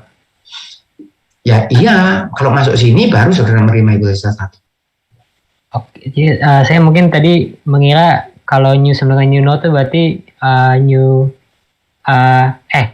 X bar-nya itu sama persis sama mu gitu tidak, Pak? Oh, tidak harus sama. Jadi mu-nya masih seperti itu selama dia masih masuk daerah penerimaan, itu dianggap mu masih sama dengan mu 0. Artinya belum berubah. Walaupun harga ekspor saudara sudah berubah loh. Tetapi perubahan itu karena sampling error, ini karena sampling. Boleh dia di sini boleh, tetapi sebetulnya harga rata-rata dari populasinya masih tetap. Perubahan ini hanya karena saudara mengambil sampling error. Paham saudara? Paham Pak. Paham Pak. Baik, ada yang lain silakan. Izin bertanya Pak. Silakan Rafif. Untuk menentukan significance itu biasanya kalau industri itu berapa sih, dan juga yang parameter yang jadi pertimbangan itu apa aja? Itu yang jadi sulit. Jadi ini resiko yang saudara tanggung itu ya terkait dengan uang yang saudara harus keluarkan. Ya karena kalau di industri pasti saudara komponen yang penting itu ya uang, kemudian juga terkait dengan keselamatan, misalnya ada keselamatan dan sebagainya. Kalau resiko saudara menerima hipotesa 0, padahal hipotesa 0 itu sudah berubah, itu besar, saudara akan menggunakan alfa lebih besar. Artinya, walaupun proses belum berubah, saudara sudah mengatakan ini kelihatannya mengindikasikan untuk berubah. Jadi saudara lebih mudah mengatakan dia berubah, padahal dia tidak berubah. Ya misalnya, katakanlah di dalam reaktor nuklir, itu temperaturnya harus dipertahankan, saudara. Ya. Maka saudara, kalau temperatur yang tadinya misal saja 5 derajat, tiba-tiba naik menjadi 5,2 rata-ratanya, saudara sudah mulai curiga. Sehingga saudara akan menetapkan level of significance ini besar. Jatuh di sini saja, saudara mengatakan berubah. Ya, reaktor nuklir misalnya begini. Nah, ini saudara buat alfa besar. Karena apa? Karena saudara tidak mau kecolongan temperatur naik, tetapi saudara tidak tahu. Karena apa? Resikonya terlalu besar. Sehingga datang di sini saudara mengatakan, ini proses sudah berubah. Kemudian saudara mengadakan checking ulang. Ternyata proses tidak berubah. Apa yang kesimpulan saudara? Oh, nggak apa-apa. Nggak apa-apa. Nah, saudara ketika melakukan tes ulang ini kan mengeluarkan dana. Tetapi saya mengeluarkan dana yang saya keluarkan itu bisa mengimbangi kerugian yang sangat besar kalau saya sampai kecolongan. Temperatur naik saya tidak tahu. Ya. Saudara, pada suatu saat saudara bangun pagi, tiba-tiba detak jantung saudara ini kok kurang harmonis. Saudara ke dokter atau tidak? Saudara, anak muda ini. Dugaan saya enggak, saudara enggak akan ke dokter. Oh, saudara pikir ya ini mungkin terlalu banyak kopi tadi malam dan karena apa? Karena level signifikan saudara kecil. Saudara di sini. Kalau sudah masuk di sini baru saya ke dokter. Tetapi bagi mereka yang menderita jantung, penyakit jantung itu di sini dia. Begitu kurang harmoni sedikit, sebaiknya dia pergi ke dokter. Sebaiknya. Ternyata setelah sampai di dokter mengatakan, oh enggak ada masalah Pak. Ya enggak apa-apa. Dia kehilangan uang kan? Ya kan, kehilangan uang kan? Tetapi saudara, kalau dia tidak ke dokter dan ternyata dia memang ada masalah di jantungnya, oh akibatnya bisa jadi fatal. Sehingga kalau saudara tanya berapa, oh, lihat 5% atau 1% tergantung. Ketika saudara merasa bahwa perubahan harus dideteksi sedini mungkin, saudara akan menggunakan alfa lebih besar. Ya di perusahaan misalnya yang menggunakan temperatur tinggi, saudara. Misalnya di perusahaan gelas, ya, di perusahaan gelas begini. Ini gelas ini kan panas ribuan derajat, saudara. Itu ketika keluar ini tidak bisa dilihat. Ya, kalaupun bisa dilihat agak sulit. Bagaimana kualitasnya? Ya. Nah, ini kalau saudara terjadi masalah sekali produksi, ini bisa puluhan ribu gelas yang keluar, saudara. Yang cacat ini bisa puluhan ribu. Nah, pada saat itu saudara tidak mau berisiko itu. Begitu ada sedikit saja anomali, saudara sudah mengatakan, wah ini terjadi perubahan. Karena saudara khawatir bahwa ketika terjadi anomali tetapi saudara tidak mampu mendeteksi, kerugiannya terlalu besar. Begitu. Nah, tetapi biasanya tidak 30% gitu. Umumnya ya di antara 10 sampai 1%. Tetapi tetap saja harus dianalisis kembali. Baik, sudah menjawab itu Rafif? Oh, Mbak, terima kasih. Baik, sama-sama ya. Ada yang lain?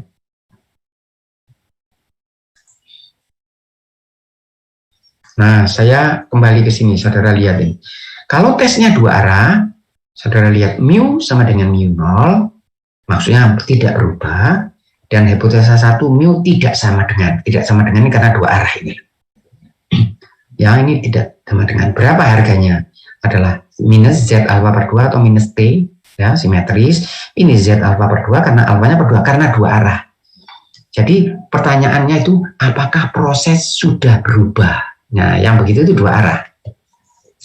Sudah berubah itu artinya lebih besar atau lebih kecil? Dua-duanya. Dua-duanya, ya, itu dua arah. Tetapi kalau dikatakan apakah proses, misalnya apakah kekerasan sudah menjadi lebih besar, sudah meningkat, sudah turun, nah itu satu arah. Sehingga kalau dua arah dalam mu tidak sama dengan ini, tidak sama dengan.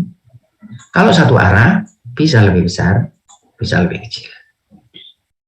Sehingga untuk tes satu arah seperti ini, tes dua arah seperti ini. Kemudian mana level of significance-nya?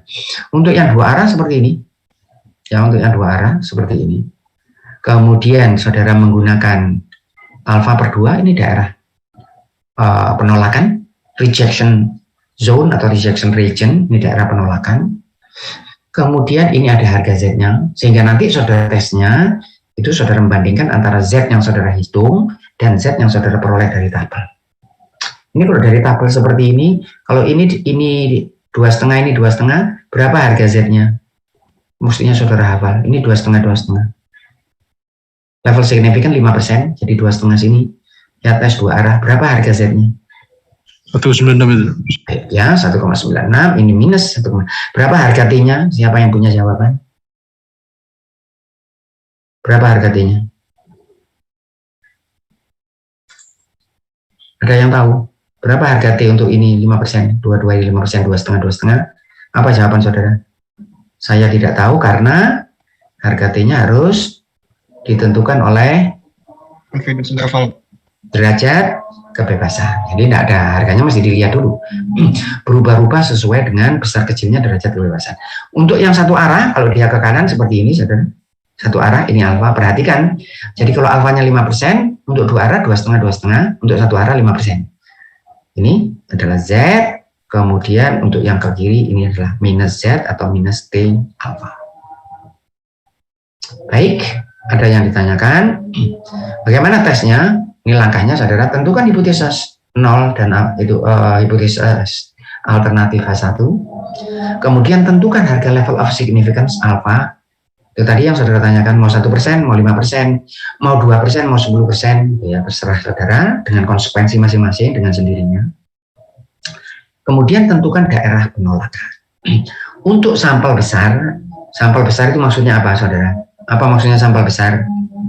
Apanya yang besar? N-nya mungkin. N-nya, baik, N-nya yang besar. N-nya besar itu berapa saudara? Masih ingat? 30 Pak. 30 ya, sekitar 30. Nah, kalau untuk sampel besar, saudara boleh menggunakan Z untuk tesnya, saudara lihat. Untuk sampel kecil, saudara menggunakan T. Tesnya dengan menggunakan T. Dua arah, kalau dua arah, perhatikan, di sini hipotesa 0 diterima atau ditolak. Tadi sudah saya minta saudara mengingat-ingat, awalnya hipotesa 0 diapakan kalau jatuh sini?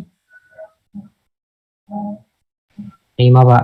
Diterima. Kalau sedikit lebih besar, diterima sampai kapan? Sampai masuk daerah ini. Jadi tolak hipotesa 0, ini tolak apabila harga Z hitung. Nah ini plus minus saudara. Itu ya. Z hitung apa? Lebih besar dari Z alfa per 2 kalau dua arah. Kalau satu arah ya masuk di sini. Ini masuk di sini atau masuk di sini untuk Z. Baik. Ada yang ditanyakan? Ini perbedaan sampel besar sama sampel kecil cuma penggunaan Z sama T-nya aja, Pak? Ya, tapi saudara lihatnya dari jumlah ukuran sampel size, ukuran sampelnya, berapa N-nya. Kalau N-nya besar, saudara boleh gunakan Z. Kalau N-nya kecil, saudara harus gunakan T. Baik, nah kalau begitu, gimana cara saya menolak hipotesa 0? Saya tetapkan hipotesa 0. Kalau di sini, perhatikan baik-baik saudara, karena seringkali mahasiswa salah. Di sini saya menerima atau menolak hipotesa 0? Menerima sedikit lebih besar. Sampai kapan? Sampai kapan? Sampai masuk daerah penolakan. Jadi kalau di sini ditolak atau diterima? Tolak.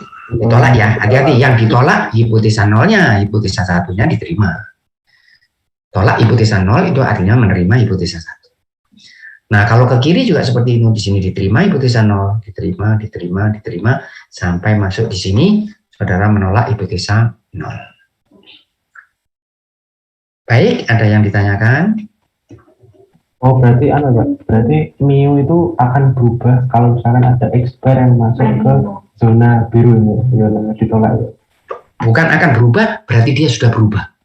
Oh, sudah. Ya, saudara kan mencurigai ya. Mu tadinya 35, tiba-tiba saudara dapat 37. Apakah mu masih 35? Saudara tes ternyata 37 itu sudah masuk daerah ini. Atau kalau satu arah daerah ini. Apa kesimpulan saudara? Mu saudara ini bukan 35. Sudah berubah. Berubah menjadi lebih apa? Menjadi lebih besar dengan sendirinya. Berubah berapa? Saudara tidak tahu. Ya, kalau saudara ingin melihat berubah berapa, ya masukkan confidence interval lagi seperti kuliah kita sebelumnya. Jadi harga 37 ini berapa mu-nya? Bisa cari harga 37 ini berapa mu-nya. Jadi confidence interval. Ya. Kalau saudara masukkan 37 ini dalam confidence interval, nanti saudara akan lihat harga 35 ini tidak berada di dalam confidence interval itu. Yang menunjukkan bahwa bukan 35 sudah. Gitu. Baik. Sudah menjawab itu. Silakan yang lain kalau ada pertanyaan silakan.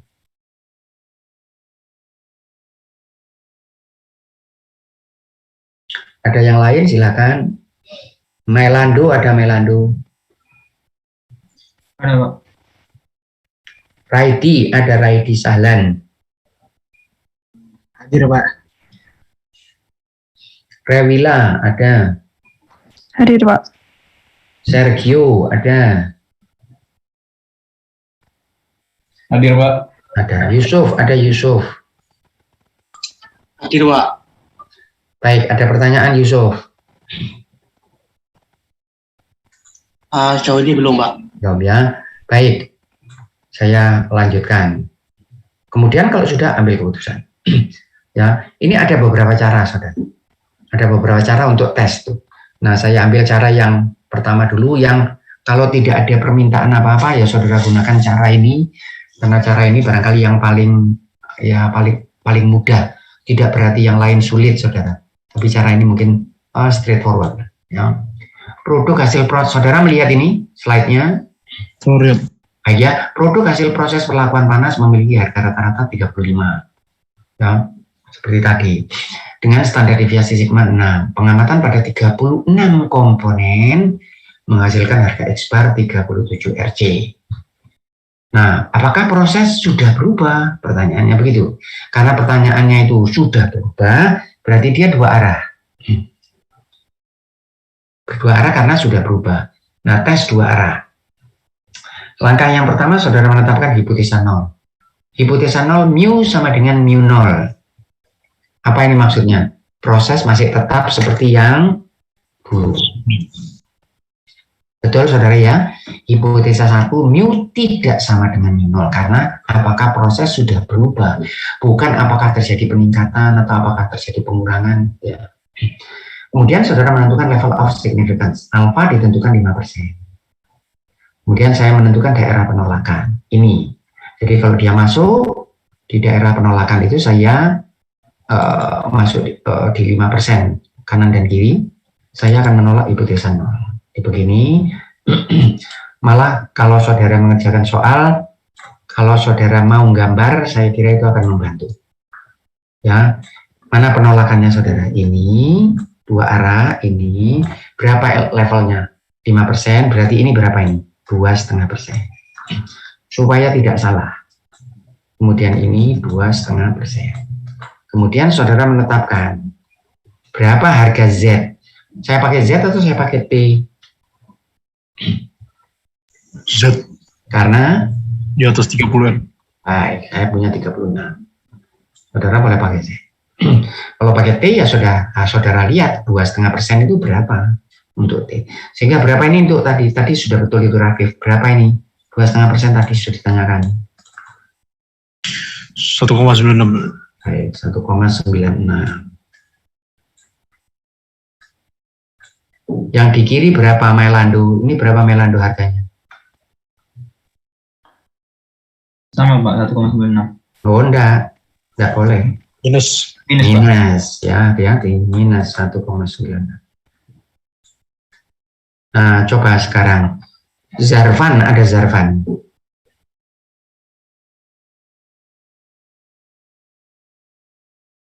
Noval Reza ada. Siapa yang ada? Noval. Iya, Pak. Baik.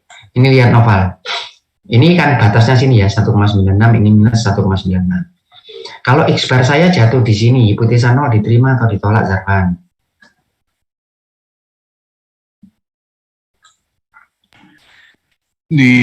Noval ya, diterima atau ditolak hipotesa 0. Kalau X-bar saya jatuh di mu ini. Jadi tadi berapa? 35, ternyata saya dapat X-bar 35. Hipotesa 0 diterima atau ditolak? Inilah hipotesa 0-nya mu sama dengan mu 0. Jatuh di sini X-barnya. Sama enggak dengan mu 0? Oh, sama, Pak. Kalau begitu saya menolak atau menerima hipotesa 0? Menerima, Pak. Menerima. Kalau sedikit lebih besar di sini? Tolak, Pak. Menerima. Kalau di sini? Menerima. Kalau di sini? Menerima. Sampai kapan? Sampai X-bar saya jatuh di sini. 2,96 itu, Pak. Nah, jatuh di sini. Ya, jatuh di sini. Atau X-bar saya jatuh di sini. Yang lain mengikuti ini. Mengikuti. Andika mengikuti Andika. Mengikuti. Saudara perhatikan ini. Ini berapa Z-nya di sini? Di batas ini berapa Z-nya? Tadi Rafif sudah. Berapa ini Z-nya di sini? Ini loh. 1,96. Yang jatuh di sini ini, kalau jatuh di sini X-bar-nya, ini kan menunjukkan harga Z juga. Z yang saya peroleh dengan memasukkan harga X-bar, ini nanti bisa saya peroleh harga Z-nya kalau saya masukkan rumus ini kan. Lebih apa dari 1,96 ini? Lebih apa? Besar, Pak. Baik. Kalau yang jatuh di sini, Z saya lebih apa dari yang minus 1,96 ini? Lebih apa? Lebih kecil. Kalau begitu, kapan saya menolak hipotesa 0? Saya menolak hipotesa 0 kalau harga Z ini yang saya peroleh dari X-bar lebih apa dari 1,96? Harga Z ini. Loh, yang ini. Lebih apa? Ke sini arahnya. Lebih besar atau harga Z saya lebih kecil dari minus 1,96. Sehingga salah satu cara yang bisa kita gunakan untuk mengetes adalah saya membandingkan antara Z yang saya peroleh dari tabel, ini kan dari tabel 1,96 ini loh. Betul saudara? Ya, Pak. Saya bandingkan dengan apa? Dengan Z yang saya peroleh dari perhitungan dengan memasukkan harga X-bar. Ya. Untuk alfa 0,05 harga Z alfanya berapa? Z alfa berdua ini minus 1,96, ini 1,96. Sehingga saya katakan begini, kalau harga Z yang saya hitung itu dinamakan Z hitung karena dihitung dengan menggunakan rumus ini. Kalau harga Z yang saya hitung lebih besar dari 1,96 atau lebih kecil dari minus 1,96, maka saya akan titik hipotesa 0 apa? Menerima atau menolak? Menolak. Baik. Yang lain paham itu? Bona paham, Bona? Paham ya? Jadi kalau jatuh di sini saya menolak hipotesa 0. Saya hitung sekarang. Berapa Z saya? Saya masukkan rumusnya. X bar ada 37. Ada sigma, ada akar N. Saya dapatkan 2. Nah, 2 ini lebih besar atau lebih kecil dari 1,96? Lebih besar. Lebih besar. Berarti jatuh di sini kira-kira kan? Ini 1,96. Z-nya ini Z hitung jatuh di sini. Apa kesimpulan saya? Karena Z hitung lebih besar dari 1,96, maka saya menolak hipotesa 0. Atau saudara boleh mengatakan saya menerima hipotesa 1. Walaupun kadang-kadang ada perbedaan, saudara, ada perbedaan tekanan sedikit. Kalau saudara mengatakan menolak hipotesa 0 dengan menerima hipotesa 1. Karena bisa saja menolak hipotesa 0 atas data yang sekarang, tapi saya masih belum yakin untuk menerima hipotesa 1, gitu ya. Tapi bolehlah. Baik, ada yang ditanyakan? Nah, sekarang kalau satu arah, sama saudara seperti tadi, tetapi satu arah. Pertanyaannya begitu. Satu arah itu apakah terjadi peningkatan? Kenapa peningkatan? Karena ya dari 35 jadi 37. Saya masukkan lagi. Apa yang berbeda, saudara? Kalau tadi, jangan lupa alfanya separuh-separuh, di sini dua arah. Kalau yang satu arah, alfanya 5%. Satu arah. Ya, maka alfa 5%, saudara lihat Z-nya 1,65. Tadi berapa Z-nya? 1,9.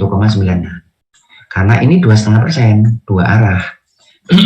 Kalau yang sekarang ini 5%, ini 1,65. Sehingga hipotesa nolnya bagaimana bunyinya? Siapa nanti? Coba. Hipotesa nolnya siapa bunyinya? Oh. Irham, ada Irham Nadil. Ada, Pak. Ada. Irham Nadil, gimana saya mengatakan tolak hipotesa nol apabila Z lebih apa dari 1,65? Apabila Z lebih besar dari 1,65. Baik, ya. Kemudian saudara cek apakah Z-nya lebih besar dari 1,65. Ternyata dapat 2. Kalau begitu bagaimana? Apakah ditolak? Saudara mengatakan ya, karena ternyata sudah terjadi peningkatan harga rata-rata. Itu ya. Baik, ada yang ditanyakan? Belum?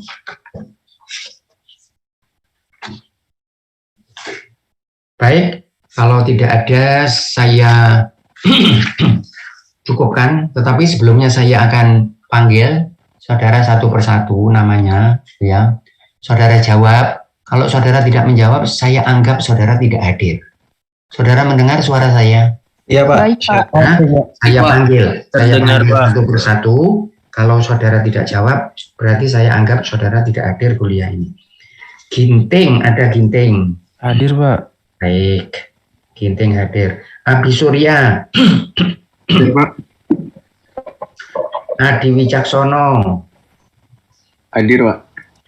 Christian Wicaksono. Tidak ada. Afifa. Hadir, Pak. Baik. Andika Mandala. Hadir, Pak. Bona tadi ada. Oke. Brilian Noval. Tidak ada. Brian Rasidi. Tidak ada. Cahyani tadi ada. Dava Arkana. Saya Pak, hadir Pak. Ada tadi. Dimas Aji. Tidak ada. Tidak ada. Baik. Edgar tadi ada. Ersi tadi ada. Ada. G. Farhan tadi ada. Hadir, Pak. Baik. Firlana. Ada? Hadir, Pak. Oke. Arvin tadi ada. Hadir, Pak. Ini ada tadi iya. Iip ada Iip. Hadir, Pak. Oke. Irham baru saja saya tanya. Kafka tadi sudah tanya. Mafaza ada? Tidak ada. Lutfi. Hadir, Pak. Permisi, Pak. Ya. Ya, tadi Eva Mafaza itu tadi koneksinya, Pak. Jadi mungkin ada tapi suaranya mungkin nggak masuk, Pak. Ya, terima tetapi kasih, ya, ya saya beri catatan. Tapi yang lain bagus itu koneksinya. Mario ada. Hadir. Hadir. Mas Ayu. Hadir, Pak. Melando. Tadi Ada, Pak. Fadel. Enggak ada ini. Katim, ini juga enggak ada. Arsi tadi ada. Ada Arsi? Oh. Ada, Pak. Ada, ya. Saya ingat saya saudara ada. Fauzan ada. Ada Fauzan. Alvito tadi ada tadi.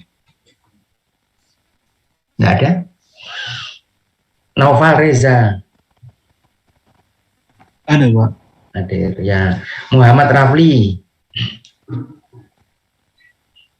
Tidak ada. Muhammad Rehan. Raihan siapa ya Pak ya? Muhammad Rehan Saleh Fatur Rahman. Oh hadir Pak. Hadir. Muhammad Rofif. Tidak ada.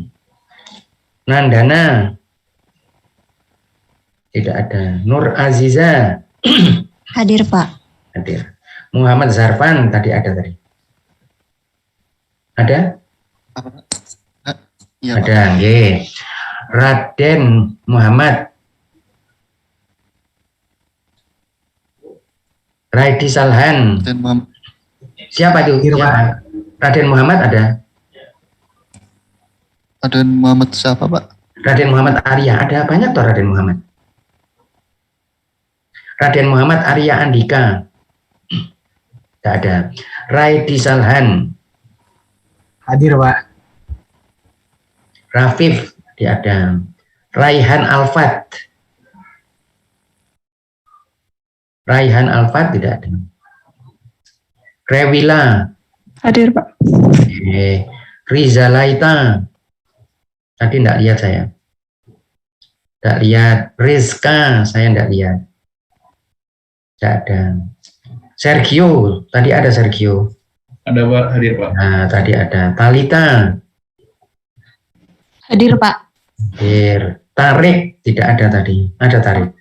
Hadir, Pak. Tarik ada. Yowana. Hadir, Bapak. Baik. Yosef. Hadir Pak. Yusuf, ada Yusuf tadi. Nggih, ada Yusuf. Baik. Baik, saya kira sampai di sini saja. Saya stop sharing. Assalamualaikum. Bapak, permisi, Pak. Oke.